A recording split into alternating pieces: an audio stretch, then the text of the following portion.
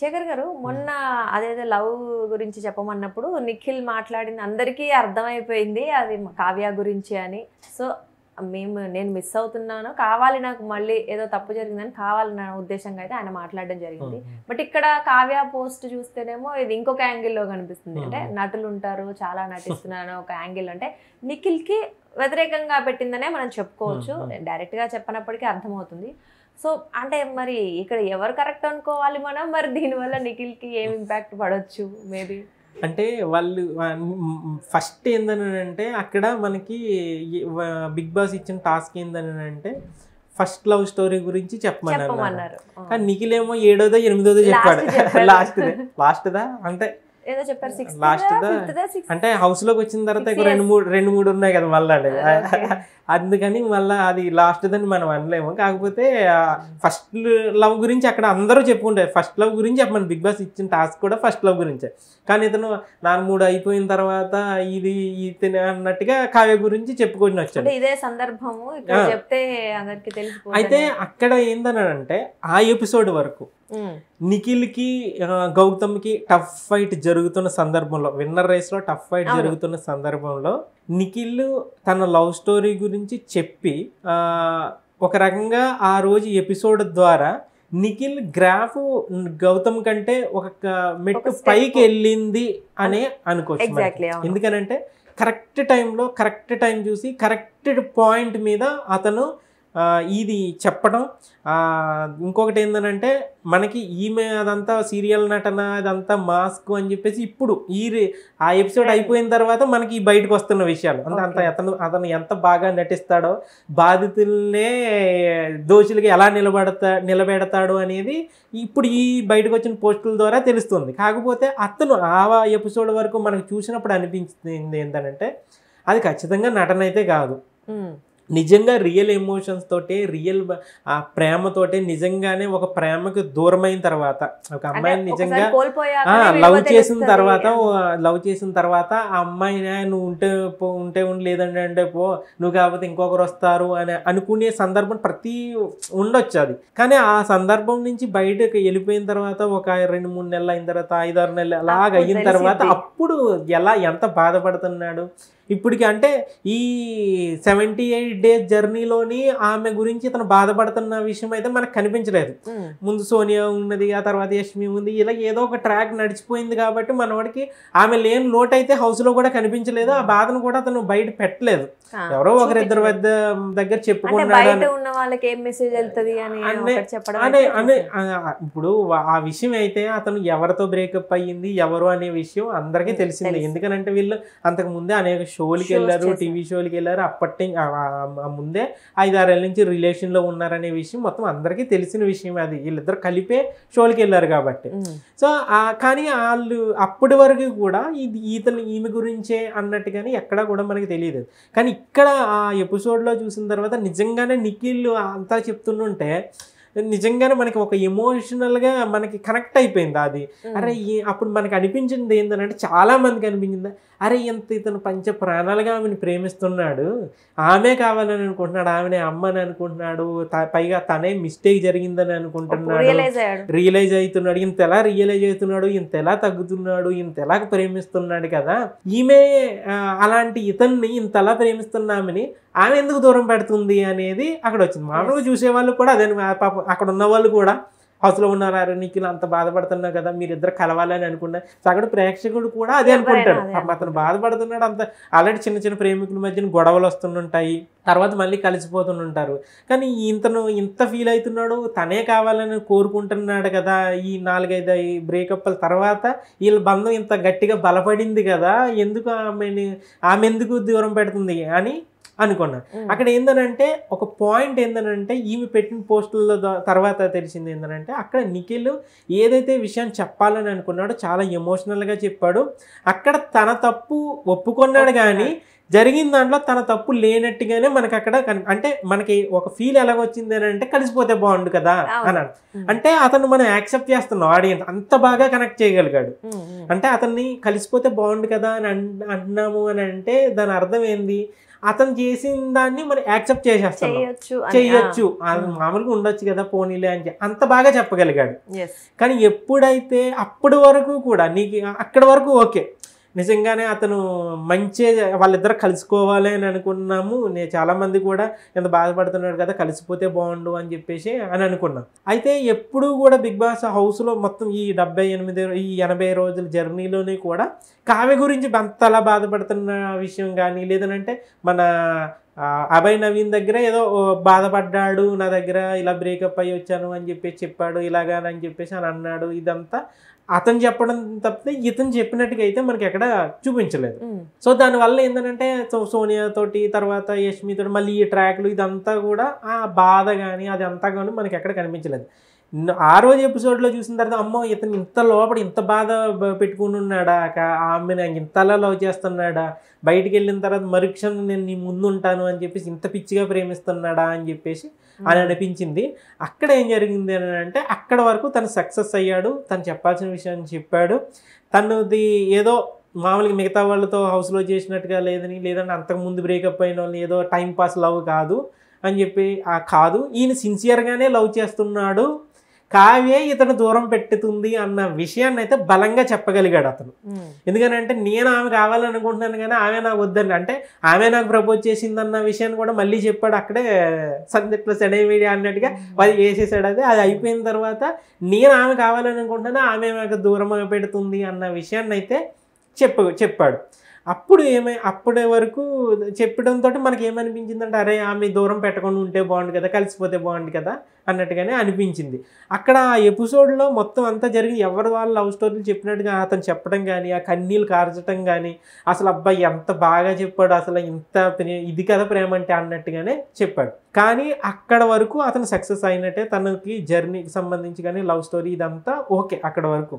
కానీ ఎప్పుడైతే మనకి ఆ ఎపిసోడ్ అయిపోయిన తర్వాత చాలామంది ఎదురు చూసింది ఏంటంటే కావ్య ఏం మాట్లాడుతుంది అని చెప్పేసి ఎదురు చూశారు. ఆమె ఇన్స్టాగ్రామ్లో కూడా ఎందుకంటే నిఖిల్ అంత ప్రేమిస్తున్నాడు కదా, ఎందుకని చెప్పేసి ఇంక ఈ నిఖిల్కి సంబంధించిన వాళ్ళందరూ కూడా ఆమెని ఇంతలా చేస్తున్నాడా టార్గెట్ చేయడం, ఆమె మీద వరుసగా కామెంట్లు పెట్టడము, ఎందుకు ఇలా చేస్తున్నావు నువ్వు, మా నిఖిల్ ఇంతలాగా చేస్తున్నాడు కదా అంటే మధ్యలో ఎప్పుడైతే ఇలా ఇన్వాల్వ్మెంట్ అయ్యిందో నిజంగా కనుక చూస్తే కనుక ఆమె నిజంగా ఆమె బాధ ఉండొచ్చు, లేదంటే బ్రేకప్ అయిన తర్వాత ఈ బిగ్ బాస్ లోకి వచ్చిన తర్వాత నుంచి ఒక్క పోస్ట్ కూడా నిఖిల్కి డైరెక్ట్గా ఆమె పెట్టలేదు. ఓట్ వేయమని కానీ వేయొద్దని కానీ, లేదనంటే అతనికి నెగిటివ్గా కానీ పాజిటివ్ కానీ అసలు ఆమె పెట్టలేదు. ఎప్పుడైతే ఇతను ఆమెకు సంబంధించి ఇలా మాట్లాడాడో, ఆ లవ్ స్టోరీని బయట పెట్టాడో, బయట నుంచి ఈమె మీద నెగిటివ్గా కామెంట్ స్టార్ట్ అయ్యిందో ఆమె స్పందించాల్సిన అవసరం వచ్చింది. ఆ అవసరాన్ని తీసుకుని వచ్చింది నిఖిలే అక్కడ. ఒకవేళ నిజంగా వాళ్ళిద్దరి మధ్యన ఏం జరిగింది ఏందన్న దాని మీద మనం ఎవరు కరెక్ట్ ఎవరు తప్పని డిసైడ్ చేయడం కూడా కరెక్ట్ కూడా కాదు అది. ఎందుకంటే వాళ్ళిద్దరి మధ్యన ఏం జరిగింది అన్నది చెప్పలేము. ఎందుకంటే లవ్ లో చిన్న సందర్భం చాలు, వాళ్ళు విడిపోవటానికి కానీ కలవటానికి కానీ, మళ్ళీ ఇప్పుడు వీళ్ళంత రచ్ చేస్తున్నారు, బయటకు వచ్చిన తర్వాత వాళ్ళిద్దరు కలుసుకోవచ్చు, వాళ్ళ తప్ప వీళ్ళ తప్ప అని చెప్పి చెప్పలేదు. కానీ అక్కడ జరిగిన సందర్భంలో ఇతను ఆమె గురించి చెప్పడం వల్ల ఇతను ఆమెకు ప్రేమను కోసం నేను పరితపిస్తున్నాను అనే విషయాన్ని బలంగా జనంలోకి తీసుకుని వెళ్ళటం వల్ల ఈమె అసలు విషయాన్ని చెప్పాల్సిన అవసరం వచ్చింది. ఆ అవసరాన్ని ఇతను కల్పించాడు అనేది వాస్తవం. అయితే అతని పేరు ప్రస్తావించలేదు. ఆమె ఇన్స్టాగ్రామ్లో పెట్టిన ఫస్ట్ పోస్ట్లను చూస్తే కొంతమంది చాలా గొప్పగా నటిస్తారు, ఎప్పుడు ఎక్కడ ఎలా నటించాలో వాళ్ళకి బాగా తెలుసు. పాపం జనాలు ఆ నటనను చూసి మోసపోతుంటారు. వాళ్ళ నటన కారణంగా నిజమైన బాధితులు సమాజం ముందు దోషులుగా నిలబడతారు. అలాంటి నటుల గురించి నమ్మే జనాలకి వాళ్ళ అభిప్రాయాన్ని వాళ్ళ మీద ఉండే అభిప్రాయాన్ని మనం మార్చలేము, ఎందుకంటే వాళ్ళే బాధితులు అన్నట్టుగా నటిస్తారు. అంటే ఇక్కడ చెప్పాల్సిన విషయం ఏంటంటే అతను మనకు అనిపించింది నిజంగా మనకి అతను అలా మీరు ఇంతకుముందు కూడా అడిగారు నటించడం అంత ఈజీ కాదు కదా, ఎన్నాళ్ళని నటిస్తారు అని చెప్పేసి. నిజంగా మనలాంటి వాళ్ళు నటించడం కష్టం అని చెప్పారు. అన్నేళ్ళు నిఖిల్తో జర్నీ చేసిన ఆమె అది నటన అని చెప్పి మనకైతే కనిపించలేదు. అది నటన అని అనటానికి కూడా లేదు. ఆ కన్నీళ్ళు కానీ అతని ఎమోషన్స్ కానీ అని చెప్పిన విధానం కానీ అతను నిజంగా ఫీల్ అవుతున్నట్టుగానే అనిపించింది. కానీ అంతలాగా రియల్గా ఎమోషన్ అవుతున్నప్పుడు, కన్నీళ్ళు కారుస్తున్నప్పుడు నిజంగా అంత లవ్ చేస్తా బయట నుంచి చూసిన మనకే అంత ఎమోషనల్గా అనిపిస్తే నిజంగా లవ్ చేసిన అమ్మాయి అనే అమ్మాయి నిజంగా కరిగిపోతుంది. ఎందుకంటే ఇతను నన్ను ఇంతలా ప్రేమిస్తున్నాడా, ఇంతలా చేశాడా అని. కానీ ఏ సందర్భంలో కరగదని అంటే దానివల్ల గట్టి దెబ్బ అతని వల్ల గట్టి దెబ్బ తిన్నది కాబట్టే ఆమె అది నటనే అని చెప్పేసి క్లియర్గా అక్కడ చెప్పింది. అంటే ఏ కారణంగా అని అనటానికి అక్కడ ఒక అమ్మాయి ఒక అతని రిలేషన్లో ఉన్నప్పుడు అతను మళ్ళీ నువ్వే కావాలి అని అంటున్నా, లేదనంటే నువ్వు లేకపోతే నేను ఉండలేనని చెప్తున్నా కూడా ఆ అమ్మాయి దూరం పెడుతుంది అని అంటే ఏ కారణం ఉండొచ్చో మనకి అర్థం చేసుకోవచ్చు మనం. అయితే అక్కడ ఆమె చెప్పిన ఈ పాయింట్లో మనకి ఏదైతే అసలైన బాధితురాలిని నేను, కానీ నన్ను దోషిగా నిలబెట్టాడు అనే విషయాన్ని చెప్పింది అక్కడ.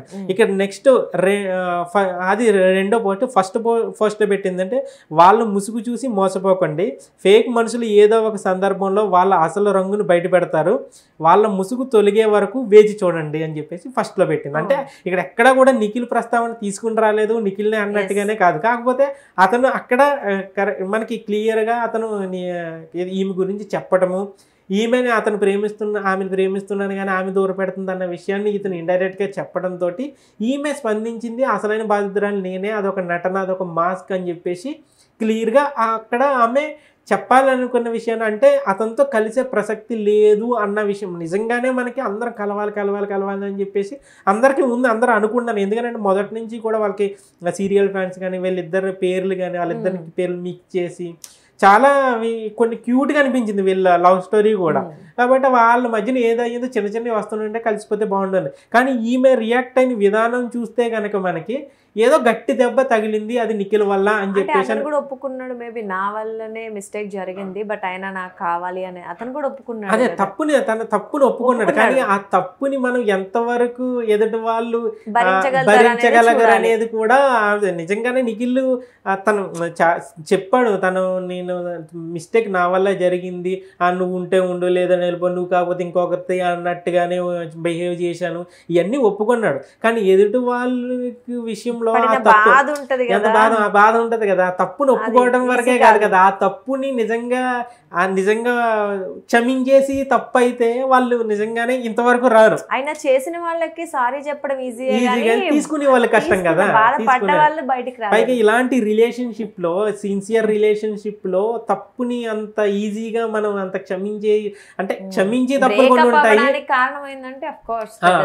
ఇవన్నీ ఉన్నాయి. కాబట్టి అది తను ఖచ్చితంగానే ఫీల్ అయ్యింది. నెక్స్ట్ ఇంకొకటి వచ్చి ఇప్పుడు మనకి నెక్స్ట్ మళ్ళీ సోనియా వచ్చిన తర్వాత ఏదైతే మనకి ముసుగు మాస్క్ మనం ఇంతేలా నటిస్తున్నాడా ఇది అని చెప్పేసి ఇక్కడ ఇప్పుడు మనకి ఇందాక సోనియాకి సంబంధించి మనం ఏదైతే మాట్లాడుకున్నామో ఆమె రావడం వల్ల, ఆమె నామినేట్ చేయడం వల్ల, ఆమె పాయింట్లు చెప్పడం వల్ల నెగిటివ్ అవుతుందా అవదా అనేది అంతేమో ఇంపాక్ట్ ఏమి ఉండదు అని చెప్పేసి అక్కడ సోనియా కాబట్టి. కానీ ఇక్కడ కావ్యకి సంబంధించిన దాంట్లో మనకి నిఖిల్కి ఎంత ఎమోషన్ అయితే కనపడిందో ఈమెకి గట్టి దెబ్బే తగిలింది, ఈమెకి గట్టిగానే ఏదో అయ్యింది అని చెప్పేసి మనకి అక్కడ క్లియర్గా ఆమె ఎమోషన్ నిజమైన బాధితుల్ని దోషులుగా నిలబెట్టాడు అన్నట్టుగా బాగా నటిస్తాడు, మాస్క్ వేసుకున్నాడు అంటే అంత డైరెక్ట్గా ప్రేమించిన వ్యక్తి గురించి, పైగా రిలేషన్ మళ్ళీ కావాలి అని అనుకున్న పర్సన్ గురించి అయితే అంతంత మాటలు, అంత లోతైన భావం ఉన్న మాటలు అయితే రావు. అది బలంగా దెబ్బ తగిలినప్పుడే అది అలాంటి మాటలన్నీ బయటకు వస్తాయి. కాబట్టి అక్కడ కూడా ఇతను ఎంత రియల్ ఎమోషన్స్ తోటి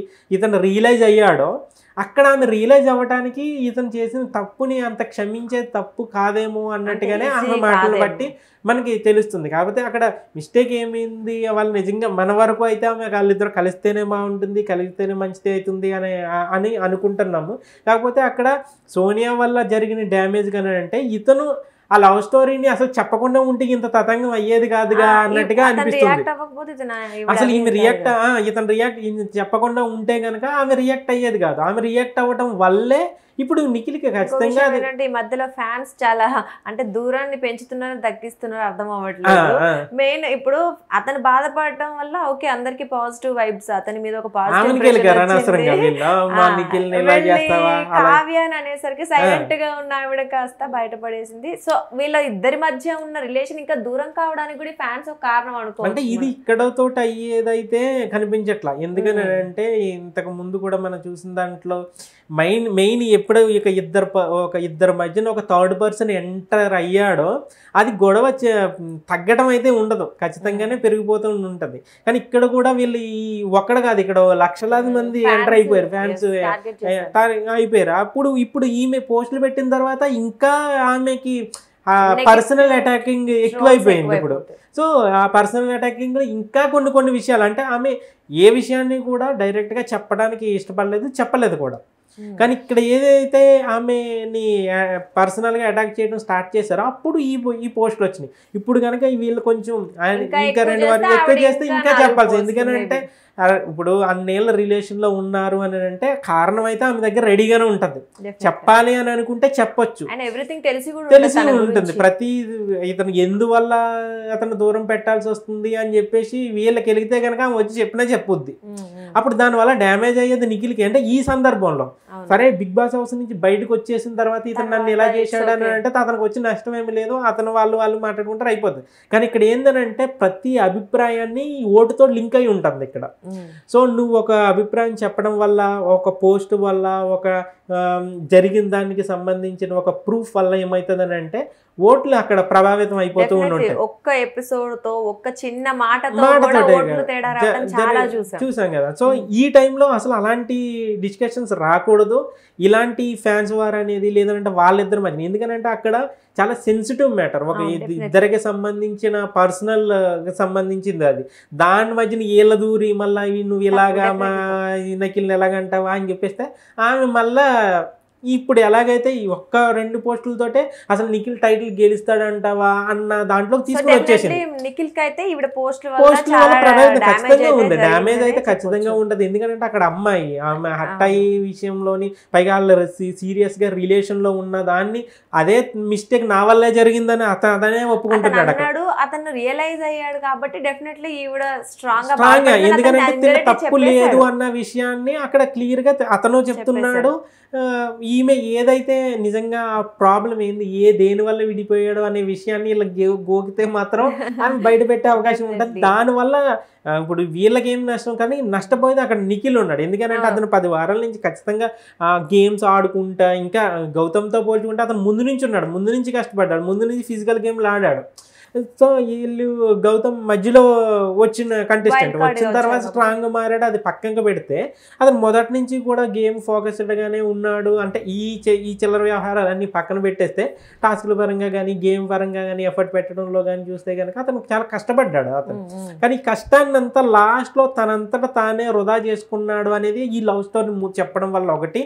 ఈ మధ్యలో ఈ ఫ్యాన్స్ కొంతమంది ఈ ఆమెను పర్సనల్ అటాక్ చేయడం వల్ల ఇతనికి ఏదైతే ఇప్పుడు రేస్లో అంటే గెలుస్తాడా లేదన్నది పక్కన పెడితే ఎంతో కొంత మైనస్ అయ్యింది. ఎందుకంటే ఇప్పుడు ఇలా అన్నంత మాత్రాన అయిపోయింది అని అనుకోవడానికి లేదు కదా, అది ఓట్లను ప్రభావితం చేస్తుంది. కాబట్టి కొంచెం కామ్గా ఉంటేనే ఈ నిఖిల్కి ప్లస్ అయ్యే అవకాశం ఉంటుంది.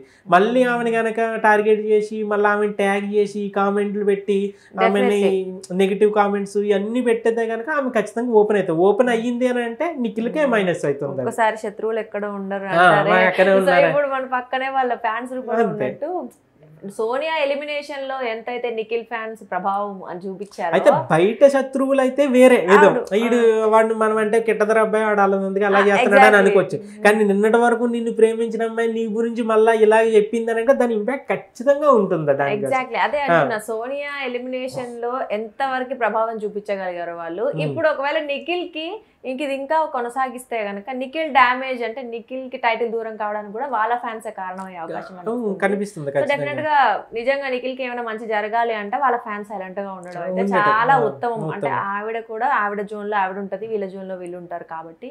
సో డెఫినెట్ గా నిఖిల్ ఫ్యాన్స్ మొత్తానికి మీరు సైలెంట్ గా ఉంటే నిఖిల్ కి మంచి జరుగుతుంది. ఇది ఒక్కటే మేము చెప్పదలుచుకుంది. Thank you.